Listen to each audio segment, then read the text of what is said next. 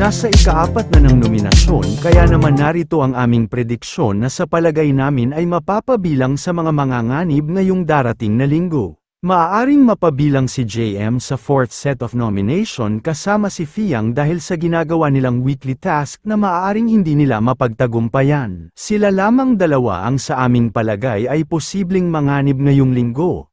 Sino-sino pa kaya sa inyong palagay ang maaaring mapabilang sa nominasyon? Sino kaya sa mga natitira pang mga housemates? Please leave a comment down below.